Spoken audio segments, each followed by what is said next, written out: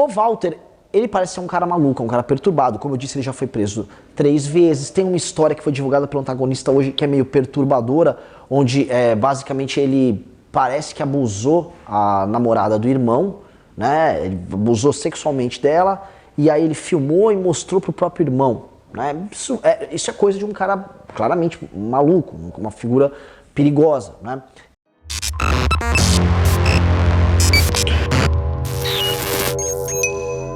Olá, meus queridos amigos, esse aqui é o vídeo essencial do que você precisa saber sobre a prisão do hacker que invadiu os celulares de procuradores da Lava Jato, melhor, que supostamente invadiu, mas para mim já está muito claro que foi ele, e outros, né, inclusive nós aqui do MBL fomos invadidos. Vamos entender os desdobramentos disso, vamos entender as possíveis motivações, quem foram os caras que fizeram e o que isso pode levar, porque é uma reviravolta nesse caso, uma reviravolta na brincadeira da Vaza Jato, e que pode derrubar também, vamos dizer assim, charlatões e malandrinhos de todos os lados. E eu vou falar bem disso, tá? Antes de continuar, por favor, se inscreva no canal, deixa seu like e clica no sininho. Se você gosta do nosso trabalho, www.mbl.org.br/contribua. E a gente vai precisar que você nos ajude com as contribuições, porque vamos começar uma importante campanha contra o fundão em todos os estados e municípios. Ajuda a gente que vamos precisar. O último recado, não vai ter golpe.com.br, pré-estreia do filme contando a história do impeachment nos cinemas dias 2, 3 e 4 de setembro, tá? Estejam lá, vai estar eu, Arthur, Kim, Holiday, todo mundo vai estar lá na pré-estreia, esteja com a gente que vai ser bem legal, tá? Bom, vamos lá. Pegar os hackers. Aqui eu vou pegar o nominho deles aqui, né? Foram 2 hackers, eles foram pegos ali em Araraquara, o Walter Delgatti e o Gustavo Henrique Elias Santos, né? E não há muito mais informações sobre eles reveladas, ainda que as informações sobre o Walter sejam um pouco mais amplas, né? E o que a gente tem sobre o Walter especificamente? O Walter é um cara estranho. O Walter já foi preso 3 vezes. Uma das prisões, ele basicamente estava se passando por um delegado de polícia, tem foto dele com um distintivo com uma arma, né? É um cara que estava sumido do Twitter até 2011, voltou a atuar agora nos últimos meses e começou a brigar freneticamente com gente que estava, inclusive, combatendo esses vazamentos. Ele estava brigando com o pessoal do antagonista, estava brigando com fakes e perfis que estavam ali defendendo aquela tese esdrúxula de pavão misterioso, ficava defendendo o Lula livre, o que demonstra que é um cara que tinha um determinado engajamento político com uma causa não só à esquerda, mas de combate à Operação Lava Jato, né? Então, se o Walter, né, que está parecendo ser o principal vetor daí, ele conduziu de fato esses hackeamentos, ele começou a passar em maio esses materiais aí pro Intercept, provavelmente, e também começou a agir no Twitter ali, a defender o que estava sendo feito e a combater pessoas que basicamente tentavam deslegitimar a tese dos hackeamentos, né? Então isso é importante porque entra aquela velha coisa, né? Todo criminoso sempre volta à cena do crime. É uma coisa louca nessa parte forense. E ele faz lá, ele tem que ir lá ele tem que ir lá no Twitter, ficar falando, tem que ficar conversando com as pessoas que eventualmente, inclusive, foram invadidas, né? Ele falou com o pessoal do antagonista, e existem suspeitas de que o pessoal do antagonista também foi invadido. Então, chances desses 2 caras serem os responsáveis são altíssimas, né? E isso muda tudo de figura, porque isso vai colocar por terra algumas teses que estavam sendo trabalhadas e que eu vou abordar agora. Haviam 2 suspeitas que nós nunca consideramos muito válidas, mas que foram levadas em consideração por muita gente nessa história desses vazamentos. A primeira suspeita dava a entender que os vazamentos ligados à Lava Jato vieram de promotores ou procuradores que pertenceram à operação e que por algum motivo estavam brigados ali, ou com o Dallagnol, ou com o Moro, ou tinham outros projetos políticos. E isso também tendo em vista de que vai ter a briga agora para a nova PGR, o novo Procurador-Geral da República, que é alguém nomeado pelo Ministério Público, e pode ser alguém de uma outra ala, que não é ligada à ala do pessoal da Lava Jato, o que, em suma, poderia ser uma briga interna, né? Mas a própria natureza dos vazamentos, onde, por exemplo, você tinha uma conversa de Telegram só entre o Moro e o Dallagnol sendo vazada, demonstra que não poderia ser um terceiro, que ele não teria tido acesso a essa conversa. O que levantaria, obviamente, a hipótese de só pode ter sido um hacker. Mas isso aí caiu por terra agora. Com o hacker sendo pego, essa hipótese meio que morre, porque não era da natureza dos vazamentos ter sido isso.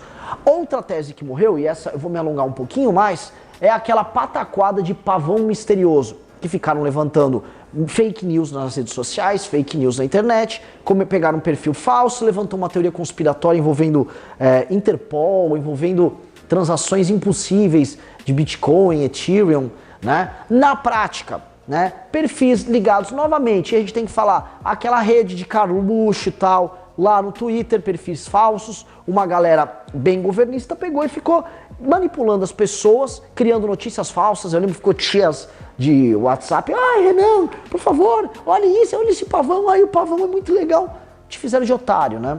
Fizeram de otário. Youtubers aqui no YouTube também fizeram de otário, porque todo mundo sabia que aquilo era armação, todo mundo sabia que era fake.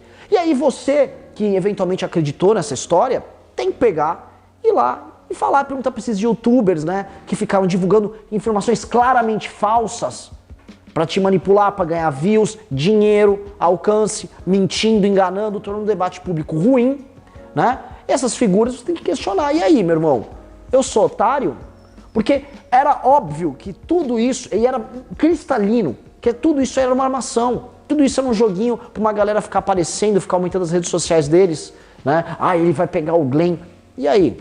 Né? Não tinha como ser hacker russo. Os celulares que foram invadidos, o procedimento que teve a invasão, que eles chamam de protocolo SS7, que é o muito provável procedimento que foi feito em todos os celulares, é um procedimento que você consegue fazer daqui, é um procedimento simples, tem até tutorial no YouTube para você fazer esse procedimento. Outra coisa, quando o hacker invadiu os celulares das pessoas, ele se passava por essas pessoas e conversava em português com outros agentes políticos, sejam jornalistas, sejam procuradores, sejam juízes, o que demonstra que ele falava português bem e tinha pleno conhecimento não só de como agiam os invadidos, mas de como funcionava a Operação Lava Jato.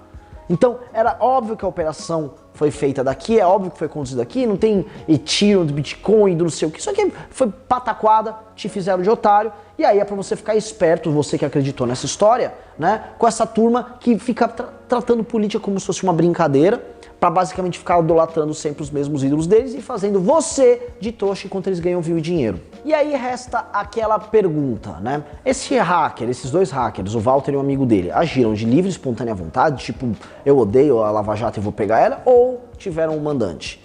E, vamos lá, é meio difícil a gente dizer isso, porque você tem bons pontos para ambas as teses, tá? O Walter, ele parece ser um cara maluco, um cara perturbado. Como eu disse, ele já foi preso 3 vezes. Tem uma história que foi divulgada pelo antagonista hoje que é meio perturbadora, onde basicamente ele parece que abusou a namorada do irmão, né? Ele abusou sexualmente dela e aí ele filmou e mostrou pro próprio irmão, né? Isso é coisa de um cara claramente maluco, uma figura perigosa, né? Também soma-se a isso o fato dele ser ideologicamente contrário aí a Lava Jato, contrário a figuras de direita, ainda que seja filiado ao DEM, o que deixa tudo meio macarrônico, né? Mas ele, em suma, ideologicamente, ele é contra a Lava Jato, ele é a favor do Lula livre, é contra esses agentes dessa nova direita aí que, enfim, estão fazendo barulho por aí. Então, ele teria motivações e é maluco o suficiente para ter perdido o tempo dele fazendo toda essa construção, né? Temos que ver o perfil psicológico dos outros hackers, mas isso dá força a essa tese. Mas também, né, olhando a forma como o hacker agiu, olhando os celulares que foram invadidos, a gente está falando de jornalistas muito específicos que cobriam a Operação Lava Jato, que foram também invadidos. A gente está falando de juízes e procuradores de forças-tarefas da Lava Jato em São Paulo, no Rio de Janeiro, coisas que um leigo ou uma pessoa que não está muito por dentro ou que não tem tanta informação sobre o caso, por exemplo, os diretamente interessados, como políticos e empresários que foram investigados, sem essas informações, ele não conseguiria ter feito isso. Então isso demonstra que talvez, e há uma chance grande, que ele tenha tido um mandante, esse mandante passava as informações e ele fez as invasões e conseguiu obter as informações que esses mandantes queriam. O fato é, as duas hipóteses ficam em aberto porque as duas têm bons elementos. E só agora, com os depoimentos, com o aprofundamento das investigações da PF, a gente vai saber exatamente o que aconteceu.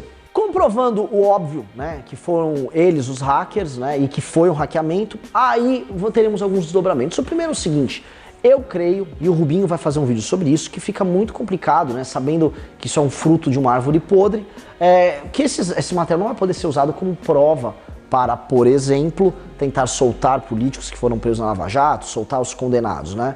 Já fica muito complicado para quem está tentando trabalhar essa tese se utilizar do fruto de um roubo. A segunda coisa é saber qual é a relação que ele teve com o site da Intercept. O da Intercept sabia que ele estava hackeando, o Intercept participou disso ou só recebeu lá, eles têm uma aba no site deles que pode muito bem ter recebido e eles podem alegar, não, pô, fonte sigilosa, meu site tem esse espaço, eu recebi o material e vou divulgar, né? Isso é importante saber até para dividir, para saber qual o papel disso, do Glenn e dessa turma na história. Qual o papel de um eventual mandante? E se houve, quem foi? Foi um agente político? Foram grandes empresários? Foi quem? Ou foi um louco que simplesmente foi e virou o sistema político e virou a Lava Jato de cabeça abaixo, com invasões baseadas numa quebra de segurança que, olhando hoje, com calma, dá para dizer, foi tudo muito tolo. A invasão foi toda muito simples, ele quebrou protocolos de segurança que de fato são muito frágeis e o Telegram é muito mais frágil do que o WhatsApp, né? São muitas perguntas e ainda não temos tantas respostas. O principal, porém, é a gente esclarecer, né, as coisas começarem a ficar claras para as pessoas e assim as pessoas começarem a tomar decisões e fazerem julgamentos racionais em cima disso, né? Para que charlatões ficam divulgando pavão misterioso, fake news na internet, criando teses malucas, parem com isso e que a gente entenda que muito provavelmente isso aqui faz parte de um jogo político. Ora, de um louco maluco que tem, e loucos malucos fazem coisas grandes, você tem o caso do John Kennedy, você tem a morte do John Lennon, você teve a tentativa de assassinato com o Bolsonaro, pessoas desequilibradas liderando coisas que mudaram o curso da história em seus respectivos locais, e isso pode estar acontecendo com o maluco, até a gente descobrir que não, que havia um esquema de, sei lá, políticos e donos de empreiteiras tentando pegar a operação. Pode muito bem ser isso. Só saberemos nas próximas semanas, mas fico feliz que as coisas começam a ter luz. É isso aí, obrigado por ter acompanhado até o fim, um abraço para todo mundo. Pessoal, os ingressos para a pré-estreia do nosso filme sobre o impeachment já estão disponíveis para venda. Entre em www.nãovaitergolpe.com.br e garanta o seu lugar. Inscreva-se no nosso canal youtube.com/mblivre.